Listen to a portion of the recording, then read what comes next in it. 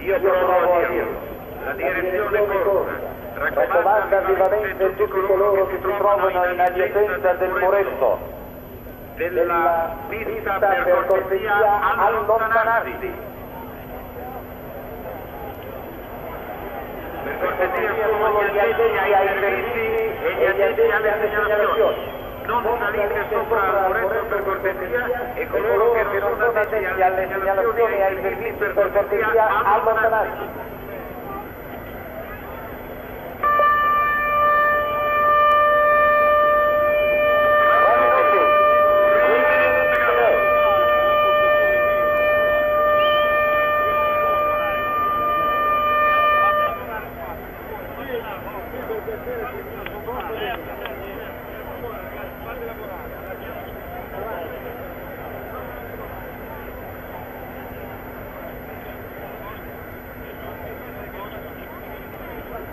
Ecco lo schieramento di partenza, lo ripetiamo Regnarruale, Pro.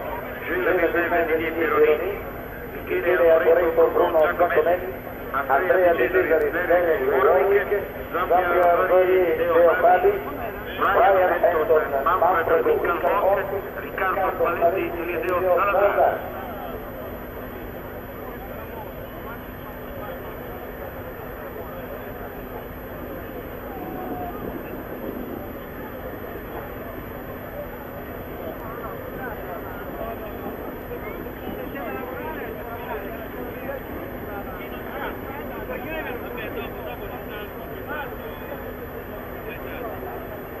Attenzione, servizi lungo il percorso, mancano pochi minuti alla partenza del Gran Premio San Marino di Formula 1.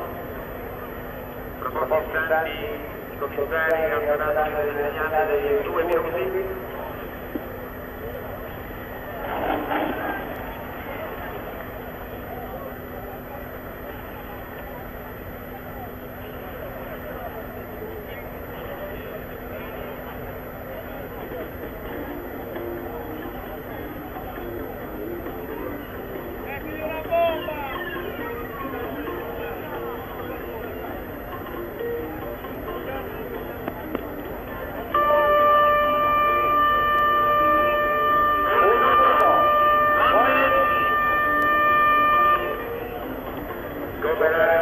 Per cortesia allontanarsi i meccanici.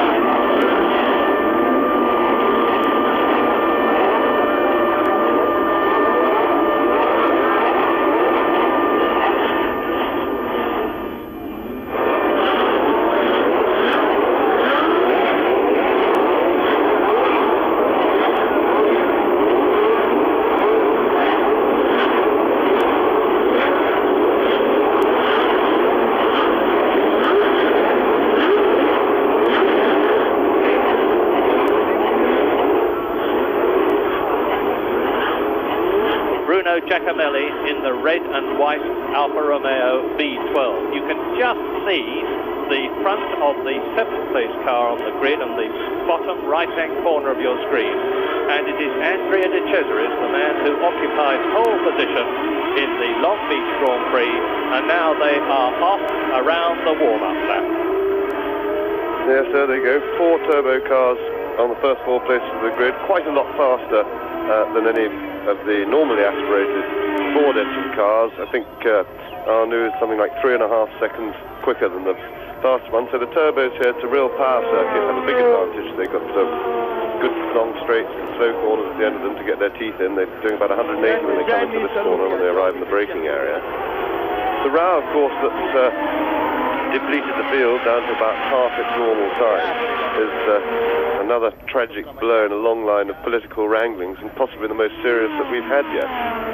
To try and explain it to you, what has happened is that in the constant search for improvement of the cars and ways to get around rules and things like that, the FOCA teams, that's the Formula 1 Constructors Association, that's most of the small private British-based teams, with their engines, normally aspirated engines that they've got, they can get their cars lighter than the official weight limit. And so what the rules have always stated is that you're allowed to top up coolants and lubricants after the race. If you run low on water and oil and you're under the weight limit, you can fill them up. So what they've done, most of the cars who aren't here have been running large water tanks to cool the brakes, which they boil the water off right at the beginning of the race. So that then takes another 20 to 30 pounds off the weight of the car, and run it empty during the race, and at the end of the race they top it up. Now, under the rules, this is perfectly legal. It's hardly within the spirit of the regulations, but then regulations aren't written to be observed in spirit, but in fact. Now, what happens is that the turbo teams, that's Ferrari mainly, who have led the fight, and Renault, who have never been able to design chassis as well as the British designers, can't get their cars down to the weight limit, so they put in a protest against this. Now, the governing body then sat down and turned it down the first time, and then Ferrari appealed. And what happened was, after the appeal, Ferrari came along and said, we won't race, we'll pull out if it doesn't go our way, and so they bowed to that, and all of a sudden, so FOCA have pulled out instead. Well, there we go. There are the two turbocharged Renaults, followed by the Ferraris. And the big question in this race at the moment is, are the tyres of the Ferrari going to last the 60 laps? When the red lights go on, there will be between 4 and 7 seconds. Watch René Arnoux in pole position, top left, and Alain Prost.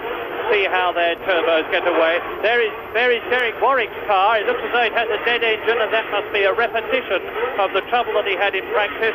And Riccardo Paletti had trouble getting away in his Arcella.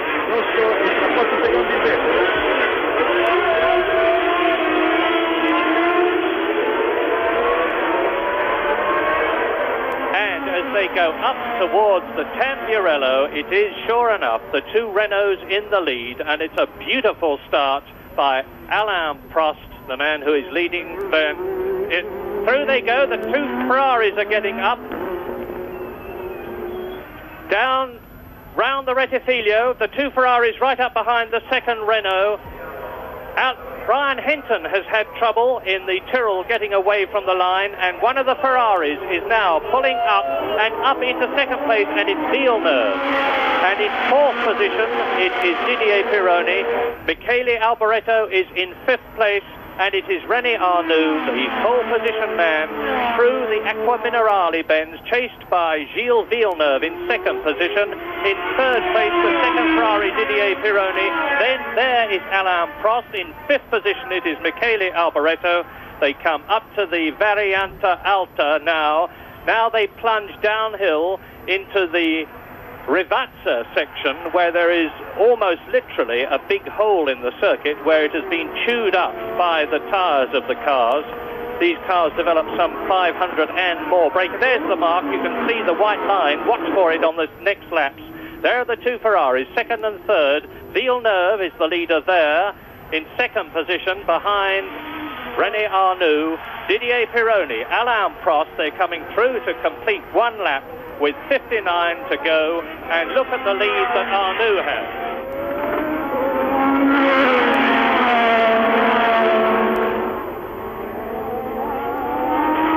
Derek Warwick did not complete one lap, and already there in the pits is Andrea de Cesaris, the man who led Long Beach so well for so long, having been in pole position.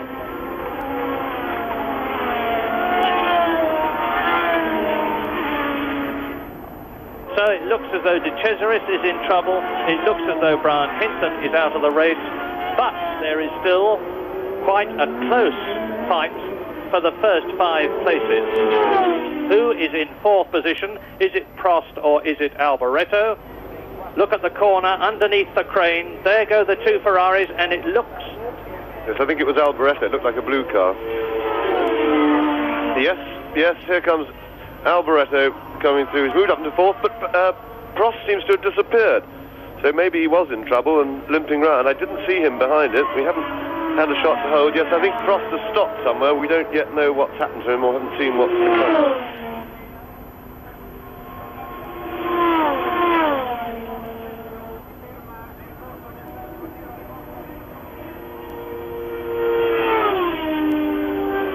Come into the pits. We have there he is, Prost into the pits, and it's tyres already. That's very, very interesting, and the Ferraris are going to be even tougher on the tyres.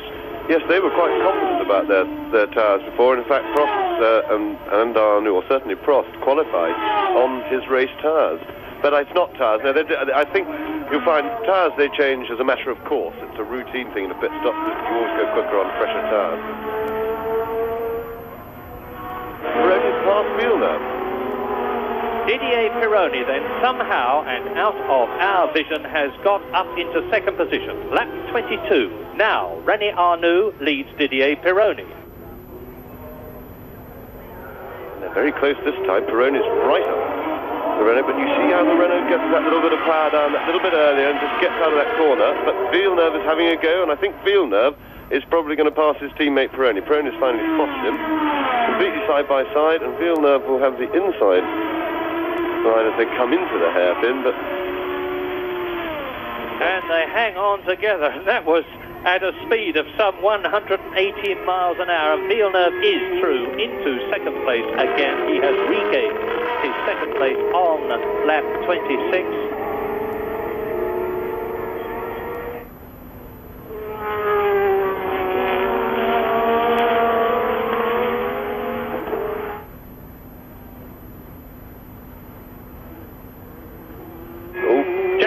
Giacomelli parked off the course for reasons unknown, but he doesn't look as if he's had any sort of an accident. It looks like a complete car, probably just a mechanical breakdown.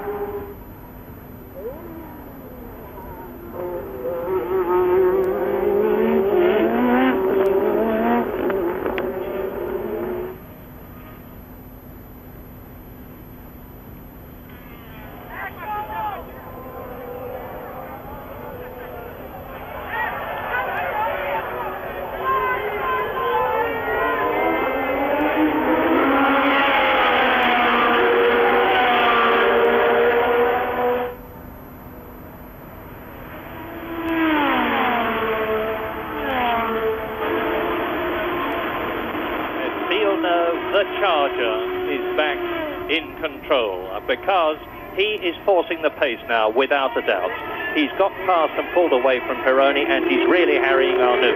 Yes, it's up here that he seems to be quicker than Arnoux. Let's see if he can have a go up here. But Arnoux seems to be moving to the left to protect the line into the next corner. There he goes. Yes, he did. That has always been his spot where he's performed best. So Villeneuve takes the lead. Now Pironi's having a little go as well.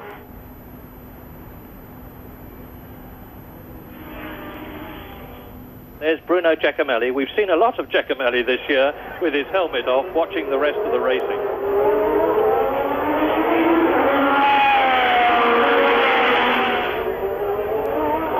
And now they're through into lap 30. This is the half distance. Yes, I think the Renault maybe isn't quite close enough, but Pironi's getting a bit of a tow from the Renault. He's right up there, and we could see a three-way braking match down at the end of the straight. You see, there goes Arnoux. He is quicker on the straight, and he's got Villeneuve. And so has Pironi, possibly. Well, almost goodness gracious me. Almost in line abreast, and we had 2 changes there. Arnoux through to the lead, Pironi through to 2nd. This is great stuff, great dicing. Pironi jolly nearly did both of them. He was within a whisker, but he's now lost 2nd place again. Poor old Pironi. Every time he does anything positive, it seems to just sort of go straight back at him.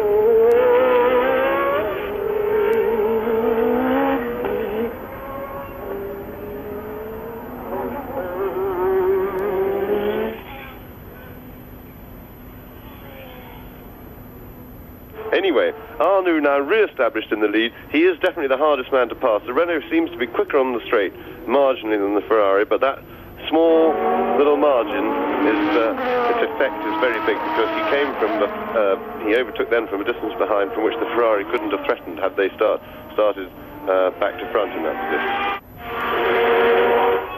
2.4 seconds separate the leader, Arnoux, and the third place man, Pironi, who you don't need me to tell you because you can see for yourself, has closed right up on Villeneuve and he's going to take it. Is he? Yes. Pironi's got his nose ahead, but Villeneuve is on the inside line. There are certainly no team orders because Pironi is now up into second position.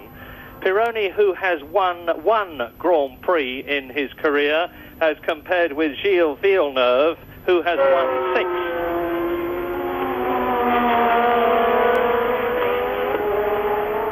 But Pironi, who joined Ferrari last year from what was the Ligier team and is now the Talbot team, we're seeing now Pironi having taken Gilles Villeneuve and moving up into second place.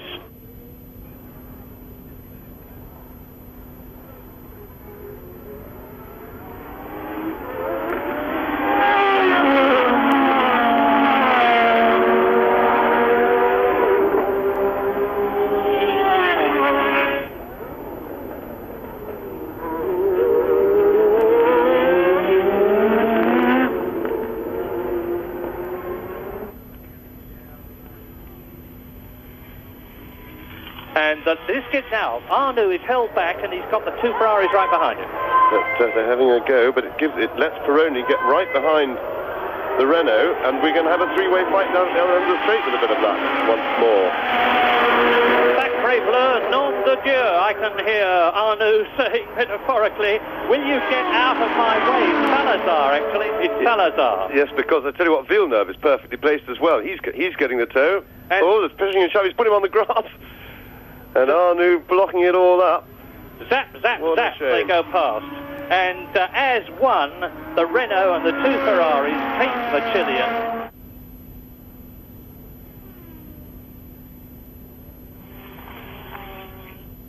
And the leaders now come through to complete the two-thirds lap distance race, and this is Arnoux leads, Pironi second, Villeneuve third. And I think Villeneuve might just be close enough to pick up the draft from Pironi and have a go at him as they come down to the hairpin. Yes, he's reasonably well placed, so we're going to get a change of second place here by the look of things. Yes, he's also got the right side of the track to attack the corner, but Pironi's fighting back. There's certainly no team tactics driving here. They're both going at it hammer and tongs, and I just fancy Villeneuve to be a little bit more capable of finding a way round Arnoux than Pironi, who was there for a few laps, but never really made much of an impression, except, of course, when the back marker was causing trouble. Replay. Now, let's look at this. Villeneuve comes out of the slipstream of Pironi's car to the left. As we see Arnoux come into sight, Villeneuve on the outside of the bend, taking the longer way round, but now he's on the inside of the left-hander. Pironi has to give way. Well, this is where the Ferrari nevertheless seems to have the power, and it's significant that both the Renaults and the Ferraris got absolutely massive braking systems with twin calipers on each disc, front and rear, whereas, for instance, the Tyrrell, which is the leading 3-litre car, puts far less stress on the brakes and has got single caliper brakes, for those of you who are technically inclined, but never mind that for a moment, because the battle for the lead continues on lap 44.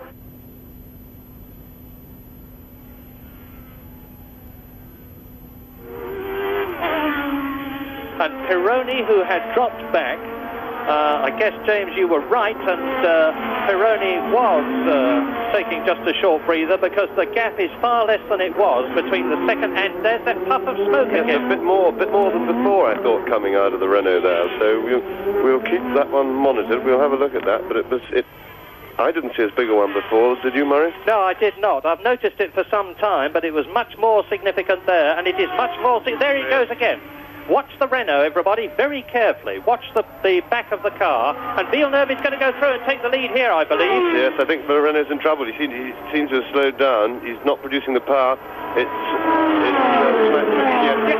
Turbo's blown up now. That's a very spectacular sight, but that is goodbye, René Arnoux. Don't set the poor Ferrari on fire. What a great shame. What a terrific race Arnoux driven, but I'm afraid that is the end of that for him. So we're going to have to see how well the two Ferraris can fight each other. And, healthy little blaze there. You think he's going exactly sorry, James, exactly the same thing happened in practice. A turbo blew and an oil line caught fire, and Arnoux was out of that car like a jackrabbit. The Imola administration is absolutely magnificent. There are lots of stations around the circuit with doctors and fire marshals, and poor René Arnoux must be both hyped up and bitterly disappointed and frustrated. He has driven a superb race.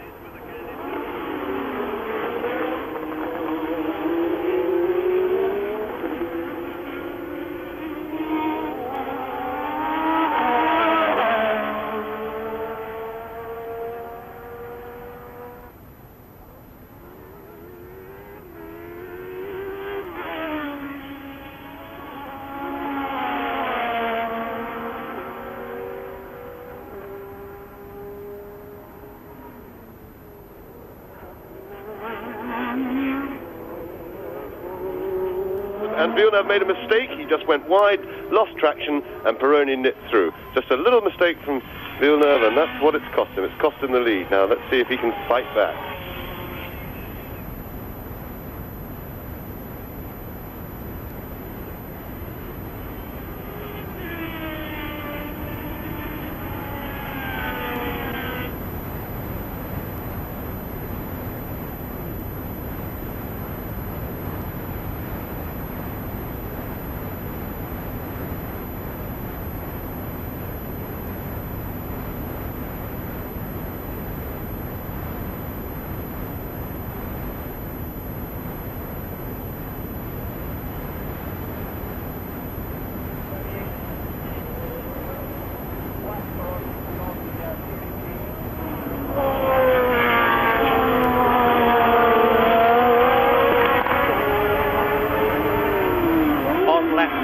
And it is Pironi leading Villeneuve by 0.768 seconds. They're closing up to a tail ender.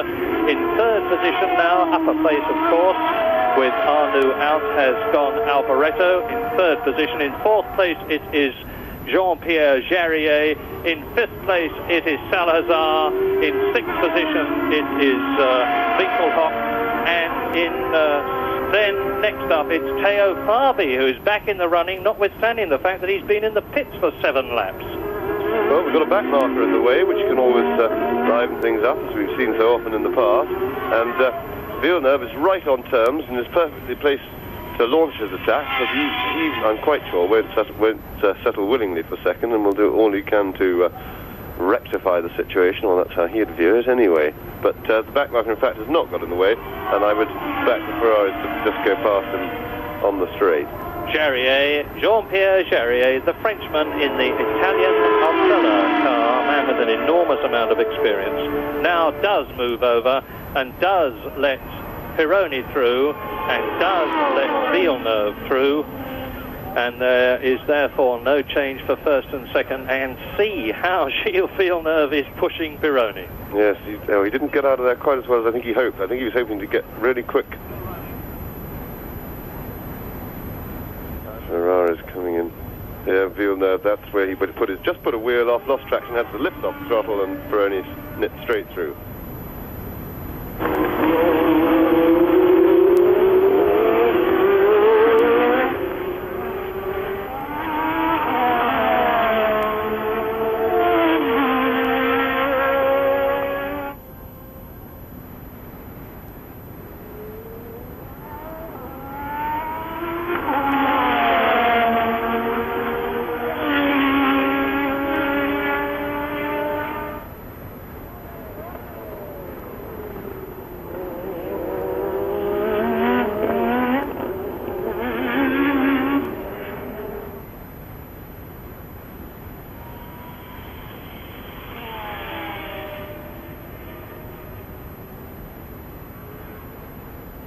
leads out into the long, sweeping, goes on for a long, long time, left-hander, the Tamburello. Fifth gear, they build up to nearly 190 miles an hour on this section, up to the Rettifilo. Yeah, Villeneuve's well placed now. He's picking up the draft well. He's going to be alongside. Which side's Pironi going to keep? Pironi, I think, has made him go the way he shouldn't have done. The long around, Villeneuve's inside. Ooh! Absolutely side by side. But Villeneuve's got the line up the hill into the next corner. And look at the ATS right in the line of both of them, and Villeneuve takes his opportunity, comes out to the left, and it could be that Pironi's going to be balked, and they go through absolutely together, and Villeneuve leads again. Another change in the lead, and is on lap 49, and the French-Canadian has put one across Pironi, and I think we have to put some of the blame there onto the ATS, because he certainly didn't make it at all easy for either of the two Ferrari drivers, but how brilliantly Gilles Villeneuve took his opportunity on lap 49.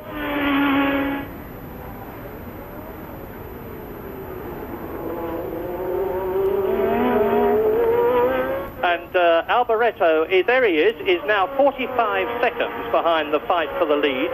I remind you that earlier on in this race I said that man, Alboreto, could not only do well, but could conceivably even win it, and I don't retract a word of that, because the way the two Ferraris are going now, which indicates a 10-tenth effort from the drivers and a 10-tenth strain on the machinery, we could still... And look at that! Pironi and Villeneuve absolutely together. Pironi's in the lead. Pironi's just nipped through. Unfortunately, the director was away, but Villeneuve is going to respond here, possibly. So I would suspect that what happened, that was on the straight, I would suspect that Villeneuve made a bit of a mistake coming out of the complex before the pits, came out a bit slowly, and Pironi had the chance to pick it up. So we've definitely got a fight, because I don't think Villeneuve's the sort of man to take much notice of the slow signals from the pits, and I would think that he'll desperately want to fight back. He'll be mindful of championship points and all the other implications. And at the end of this lap, lap 57, there are going to be but 3 laps to go. 58, 59, 60.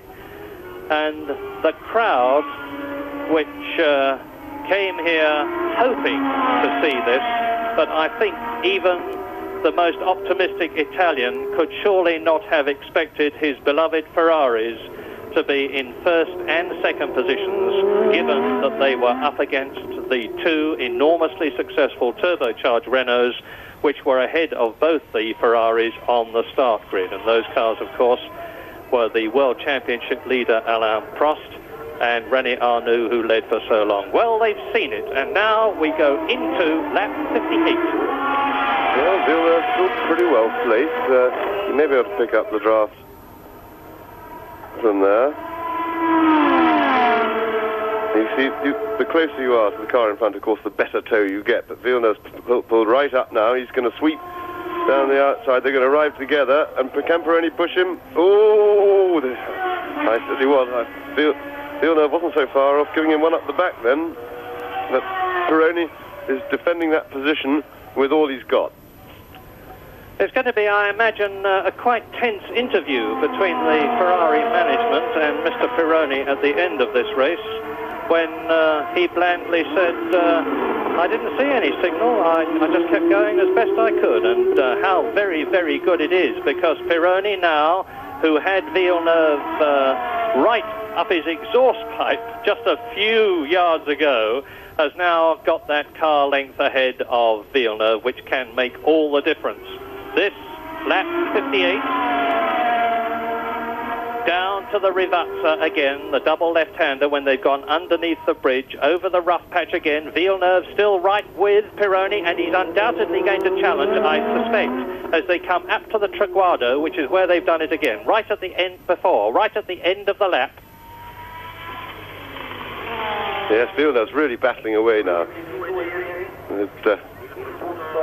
Just over 2 laps to go.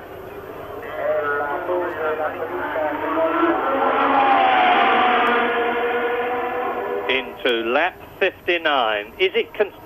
Yeah, he's well placed now. He's right behind him, and he's going to get by on the straight, but can Pironi defend his situation down to the corner? They're going to arrive together with Villeneuve with just the advantage. He's going to be a little bit in front. And he's done it exactly as he did it before. He was on the outside on the right-hander, on the left side on the left-hander. That gave Villeneuve the advantage, which he has taken. And now he's keeping his foot stuffed right in the car, rather the fuel injection.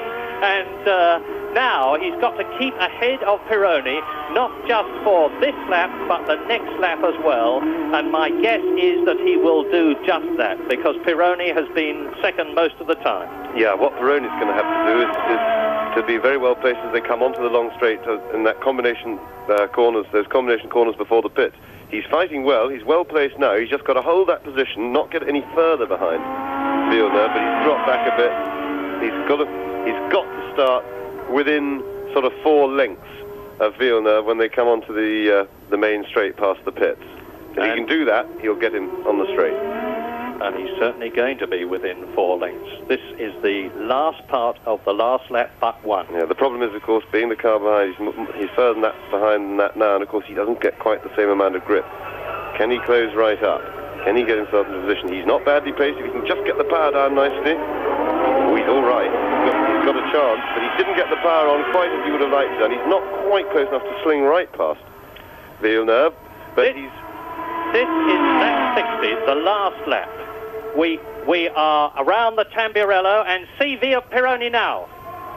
He's going through. Pironi's got to come down the inside. He's got him. Oh, he's going wide. Whoa! Fantastic stuff. They've changed places on 2 laps running, and Pironi now, all he has to do now is keep it pointing the right way, and no mistakes, because there really isn't a passing place unless Villeneuve can have a go up here. There aren't really any more passing places on the lap, so it looks as if Pironi's done it.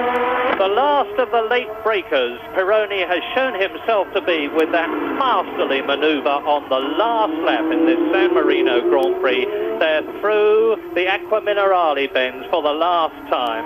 The crowd is really cheering them home. Ferrari looks as though it's going to win. Ferrari looks as though it's going to be second. Look at the flags waving. It's a long, long time since Ferrari had the double, first and second. And it looks as though Gilles Villeneuve, as they come down underneath the bridge, down to the Rivazza for the last time, is going to have to give best to his teammate Didier Pironi, and that it's going to be a win for the Frenchman for the second time in his career.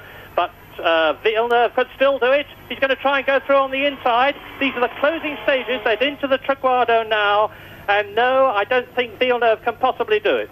I tell you, Pironi nearly blew it. He made a mistake there, terrible, on that corner before the combination, and Villeneuve was nearly past. But there we go.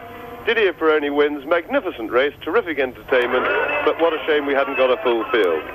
Indeed, yes. But in spite of that, and thank heavens, and see, all the way round now, it's going to be a very, very happy Italian crowd that goes home, and rightly so. Pironi wins in the Ferrari. There is the second place man, Villeneuve, in the Ferrari, and already Pironi's I've never seen anybody do that as quickly as that. Pironi is either very hot or he wants the crowd justifiably and understandably to see his face, but his helmet is off to take the plaudits of the crowd on the wind-down lap, and let us establish that it is an Italian 2 in third position, as distinctive and as meritorious a drive by Michele Alboreto, finishing third in the Tyrrell, as Villeneuve in second place, and Pironi here the winner. So a win for Pironi, second for Villeneuve, third for Alboreto, fourth for Jean-Pierre Jarier, fifth for Eliseo Salazar, and sixth for Winkelhock in the ATS. Here are the championship points. Alain Prost still leads with 18 points from Niki Lauda, who's not here today, with 12 points. Alboreto moves up into third place, equal with the race winner Pironi, 10 points each. Keke Rosberg, who may lose points because of a protest that is in now, is nevertheless in fifth place, equal with John Watson on 8 points. Seventh equal, Reutemann, who's retired, and Gilles Villeneuve, who finished second here today.